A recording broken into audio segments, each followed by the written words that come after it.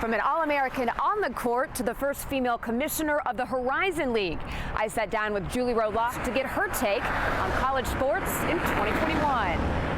It all began as a little girl with a basketball in the small coal mining town of Pinckneyville, Illinois. I grew up going to the gym very much like the movie Hoosiers. The gym was open all the time. I don't know if they ever locked the doors. And I played basketball, and I was one of the few girls, and it was just all pickup. So I would just shoot around on the side until I get invited to play in these pickup scrimmage games with boys. I think because of that, I became very comfortable playing in any arena. All that time in the gym paid off. Julie went on to star at Millikan, where she was a decorated Division III All-American.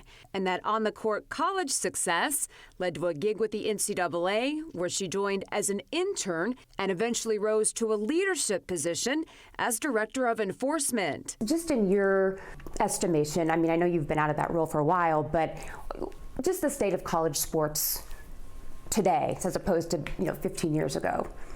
Even 5 years ago, the state of college sports, I think, has dramatically changed, not so much for those who are working in sports or for the transformational experiences that our student athletes are having, because you still see them come in as freshmen and graduate as seniors with incredible GPAs and, more importantly, great leadership opportunities. What's really changed is all of this interest around college sports. So you now have a pending case with the United States Supreme Court. They haven't reviewed a case involving the NCAA since the 1980s.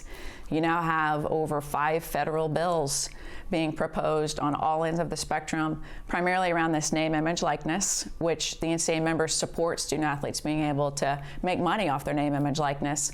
There are some senators who think it needs to go much further, and others who might even think it needs to be more restrictive. But there is some level of federal intervention that's going to happen, likely at some point this year. What would you say is the biggest threat to college athletics in 2021? I think it very much is this notion of not only the federal intervention, but federal intervention to the point of changing the entire model. And if that model changes to the point of looking at literally should there be compensation or profit sharing, the reality is there are not a lot of profits to share, and that then could cause schools to drop sports. And that, to me, is what we all want to avoid, because we want to keep providing all these opportunities. And speaking of opportunities, in January, Julie was named Commissioner of the Horizon League, where she's already dealing with a unique set of circumstances, navigating the pandemic. We put together our own medical team of advisors at our 12-member institutions, and we developed what is probably a 50-plus page document. It includes testing.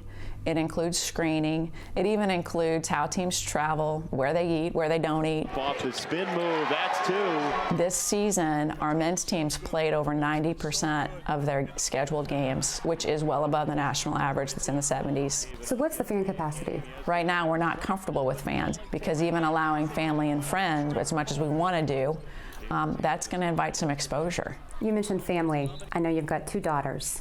And to be the lead commissioner of a Division I conference, you're busy, beyond busy. And I'm a new mom. I feel like I'm running around with my head cut off. So how do you do it? It's hard, and our girls are 8 and 11. It is harder when they're little. It's still tough, though. Julie cites Facebook COO Sheryl Sandberg's 2013 book, Lean In, as her handbook for having it all. You can have it all. It's hard to have it all at the same time. Might be in different phases in life, but regardless, you're going to need to marry your partner. And I was fortunate to do that. My husband's entirely supportive. We're all in. We're a sports family, so that helps too. What piece of advice, I guess single piece of advice, would you give to young women that are interested in going into sports leadership or just the sports industry in general? There are no jobs too small, and I think especially in sports, because it is all hands on deck in sporting events. That's the point. If your mission at the end of the day is to provide this opportunity to compete, whether it's at the rec level or the collegiate level or the professional levels, then everyone has to be all in on what it's going to take to provide that opportunity. The other piece is it's okay to ask for help with mentors. I've had many men and women mentors that have just been fantastic with giving me good advice and telling me when to slow down or speed up. And that's been really important along the way. Mary-Rachel Redman, Inside Indiana Business.